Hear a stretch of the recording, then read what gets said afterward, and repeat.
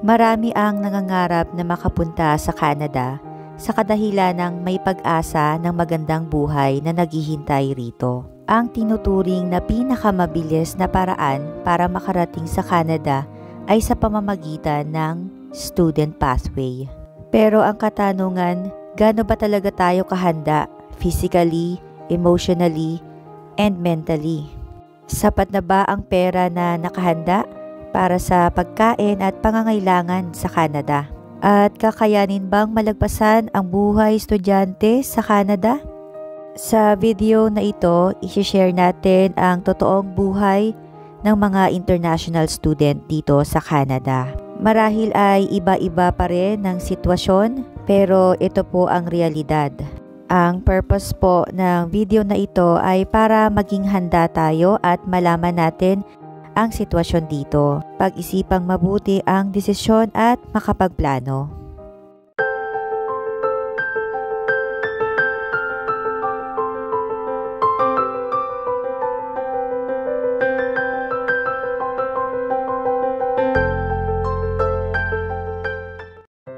Para sa nakararami, dream come true ang makarating dito sa Canada.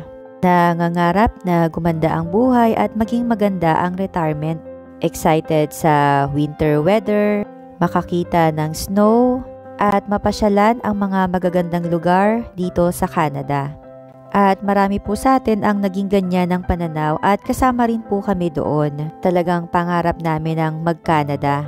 Nakatira na po dito sa Canada ang kakambal ng aking husband 6 years ago. At siya po yung nag-ignite para pumunta rin kami ng Canada. At bago siya tumulak noon papuntang Canada ay kabilin-bilinan niya sa amin na sumunod kami sa kanya sa Canada. At nung naging firm ang aming decision, naging mahirap din ang pagpunta sa Canada. Sumubok kami ng iba't ibang paraan para makapunta sa Canada. Pero sa madaling salita ay wala pong nangyari. Hanggang sa nagbukas na lang po ang pintuan ng student pathway sa amin. At sa awa ng Diyos, nalagpasan po namin ang buhay estudyante, ang mga adjustment dito sa Canada bilang isang pamilya na pumunta dito. At sa biyaya ng Diyos ay nakamtan na po namin ang aming permanent residence. Marami po akong nababasa patungkol sa mga international students ngayon na hindi maganda ang kalagayan.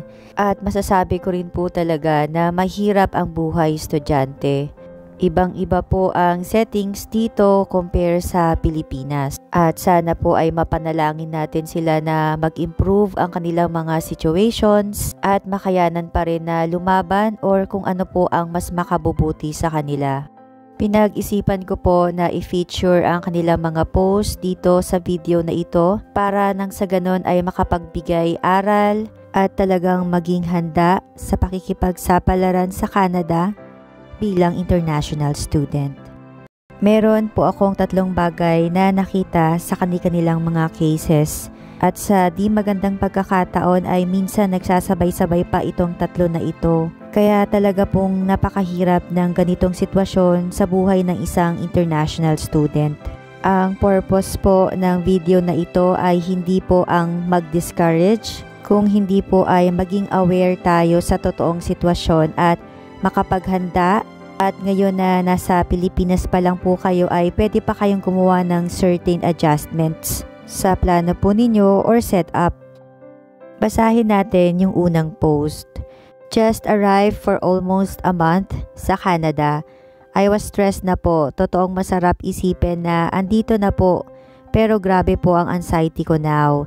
Nag-start na po ang class, parang napipressure po ako sa schooling. Almost 15 years na stuck ako sa pag-aaral dahil tumutok sa pamilya at trabaho. Mahirap din maghanap ng work kasi iniisip ko baka lalong mahirapan sa schooling. 1 year po ang program ko. Ang mga anak ko nasa Pinas, emotionally, physically, mentally, financially prepared naman nang pumunta dito. Pero parang hirap po pala ng ganito. Ang healthcare po dito ay di basta-basta. It takes a month para magkaroon ka ng card. Pag wala kang family doctor, kawawa ka by appointment ang mangyayari. If withdraw po ng program at piliin na lang umuwi, mababalik po ba ang tuition fee kung since isang linggo pa ang school ko? Ano po ba dapat gawin bago umuwi sa Pinas aside sa pagbili ng ticket? Totoo po na hindi lahat ay nabibigyan ng pagkakataon na makarating sa Canada. Mabilis po na makarating dito sa Canada bilang international student. Pero alam po ng lahat na napakamahal at ito po ay may kasamang risks. Pwede kang magtagumpay at sa kasamang palad ay maaaring hindi rin magtagumpay. Hindi po natin alam ang eksaktong kanyang personal background. Pero based po sa kanyang post, ang pinaka problema na nakikita ko sa kanya ay nahihirapan siya sa pag-aaral. Kaya nagdo-domino effect yung depression, tapos nag-iisa, nasa Pilipinas ang pamilya, wala siyang emotional support. Gusto din niyang magtrabaho dahil marahil gusto niyang magdagdag din ng funds, pero hindi niya magawa dahil sa baka mas lalo pa siyang mahirapan sa pag-aaral. Totoo po na marami ditong ginagawa sa school. Sa totoo lang po, parang may pagkakataon na hindi mo na alam kung ano yung uunahin mo dahil sa sabay-sabay sila. Kaya kahit din po yung husband ko, hindi talaga siya nag-work nung unang SEM. Pero naging malaking bagay po sa kanya na kinuha niya ang program na related sa kanyang current work experience. At talagang may pagkakataon na hindi na siya nakapag-review para sa exam dahil sa naging busy siya sa deadline ng ibang courses. At yung knowledge niya sa kanyang work experience, yun na lang po ang pinapagana niya during exam. Kaya talagang survival mode na lang. Sa aking opinion po, hindi para sa lahat ang 1-year program. Maaring may posibilidad pa rin para sa iba.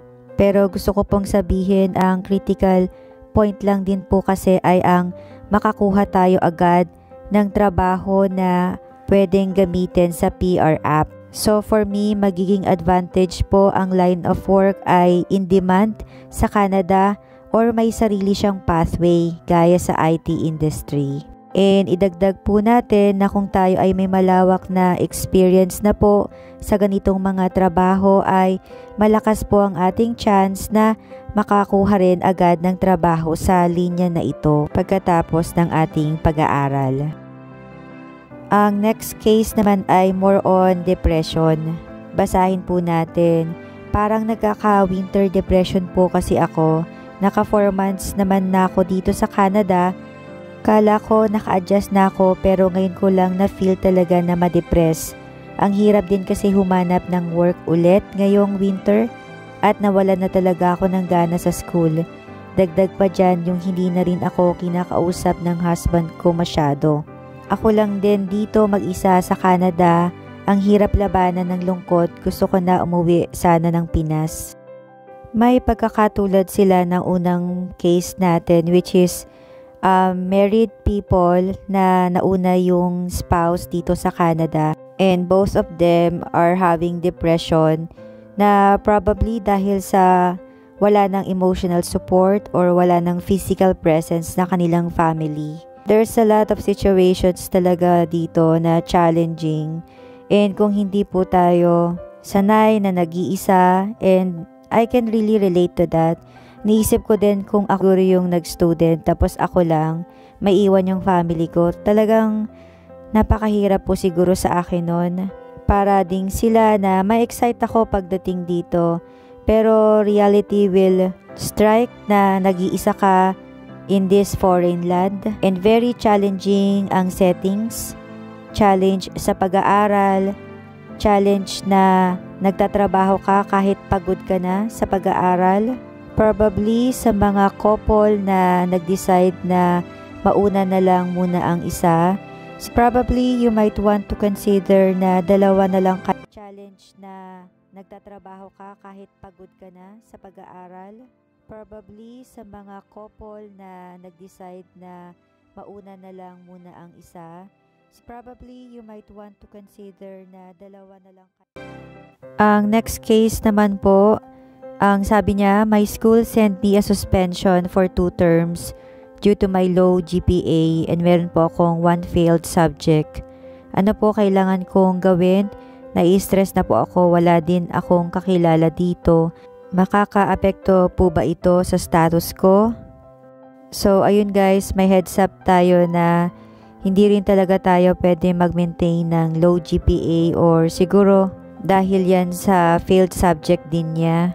So talaga palang may nangyayari na ganito na pwede tayong masuspend for 2 terms or 8 months. In short, hindi po ako sigurado sa dapat niyang gawin, pero definitely he will be needing an advice from international advisors ng kanyang school. I would like to share 3 important things to ponder patungkol sa 3 cases na ating pinag-usapan. Number 1, financial preparation. For me guys, talagang safe ang 1 year na tuition fee and 1 year cost of living. And I really do understand po na sa ngayon, mahirap talaga pang mabuno yung ganitong amount. Dahil na rin probably dahil sa pandemic na lahat tayo bumunot ng ating ipon o kaya naman ay nagkaroon ng mga utang.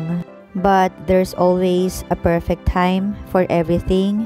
Ang realidad po ng buhay dito sa Canada na pagdating po natin, tayo po ay gagastos. At kung inaasahan po natin na kukuha ng mapapanggastos sa trabaho na makukuha, I could say na pwede po yun or posible. Pero let's consider the other factors na what if matagalan tayo makakuha ng trabaho, which is totoo pong nangyayari dito sa Canada. And pag pumasok po tayo sa trabaho, hindi po agad-agad na makakasweldo. Sa experience ko, inabot pa ako ng almost a month. Dahil sa alanganin yung pasok ko, hindi ako nakasama sa unang cut-off. So sa pangalawang cut-off pa ako nakakuha ng sweldo. And para po sa akin, hindi po natin maaasahan na perpekto parate ang sitwasyon. Marami rin po ang nawawalan ng focus sa pag-aaral dahil sa nagiging abala at pagod na rin sila sa pagtatrabaho, which is the real effect ay napapabayaan nila ang pag-aaral nila. And guys, kailangan nating ingatan yung status natin as a student dahil sa dito naka-anchor ang ating status sa Canada. Mahirap po pag nagsabay-sabay na ang problema sa pera at kasabay pa nito ang pressure sa school. Talaga pong madedrain tayo. Kaya for me, I would really suggest na maging okay po ang ating finances, ang ating proof of funds sa pagpunta dito sa Canada. Nang sa gayon, kung pressure lang sa pag-aaral, yun lang po yung focus natin. Mahirap na po talaga pag sabay-sabay na.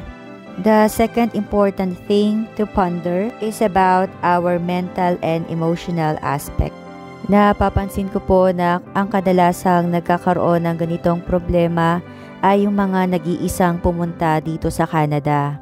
Ang buhay po kasi dito ay pupunta sa school, tapos magtatrabaho, paulit-ulit po na araw-araw ganun yung nangyayari. And unti-unti, nag-fade na yung excitement na nasa Canada na sila.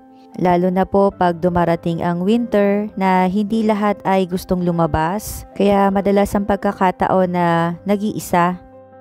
Makakatulong po na bago tayo magsimula sa anumang hakbang para sa pag-a-apply bilang international student ay magkaroon tayo ng self-assessment na ang sitwasyon dito ay may pagkakataon na mag-iisa ka, ang buhay ay magiging parang araw-araw na nag-aaral, nagtatrabaho, paulit-ulit.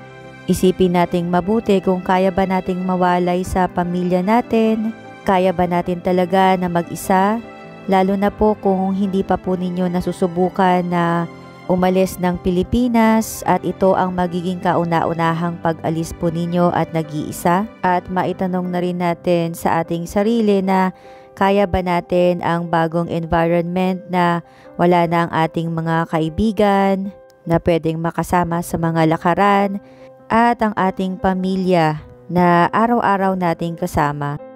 Gusto ko rin pong i-share ang isa sa mga nagpatatag ng aming loob, which is asking yourself your deepest why. Bakit ka nag-Canada? Para saan? Para kanino? Kung masasagot po natin yan sa ating mga sarili, pwede nating panghugutan ng lakas ng loob sa panahon na nagiging challenging ang mga situation dito sa Canada. Paghandaan ng dasal at paghingi ng tulong sa taas. At gusto ko lang din pong sabihin sa inyo na marami po ang nagtiyaga dito pero nagtagumpay din naman. The third important thing to ponder ay ang school stress and pressure. Madalas ko pong sabihin sa aking mga vlogs na ang pag-aaral po dito ay hindi katulad ng setting sa Pilipinas at it's not a walk in the park. Recently ay marami po akong nababasa na nabibigla daw po sila sa pag-aaral dito sa Canada at nahihirapan po sila na mag-cope up sa pag-aaral. Nung nag-aral po ang aking husband, kinonsider po namin na related sa kanyang current na ginagawa sa trabaho ang kursong kanyang kukunin din. At ito po ay naging tamang desisyon para sa kanya. Pero ganun pa man, marami po ang pressure na kanyang naranasan din dahil sa 1-year program is fast track at talagang maraming pinapagawa. Pero naintindihan niya na he needed to hold the line para sa aming pangarap sa Canada. Malaki ang aming isinugal para dito at nais namin na maging matagumpay dito. Dumarating po ang mga panahon na kahit Sabado at Linggo ay hinaharap niya ang kanyang pag-aaral, nag-a-advance siya kung kaya pa ng oras niya at kinailangan niya na mag-strategize kung paano niya mamimit ang deadline and even ang pressure sa kanyang pag-aaral. The bottom of this is kumuha po kayo ng program which is meron na kayong advantage. Or sa madaling salita ay meron pong kinalaman sa ating current na trabaho or ginagawa. And sa totoo lang po, marami na po akong na-encounter na ganitong cases na in relation sa kanilang current work ang kinuha at talagang naging matagumpay po sa student pathway. The only way to meet the demands of a high-pressure situation is to have the resources.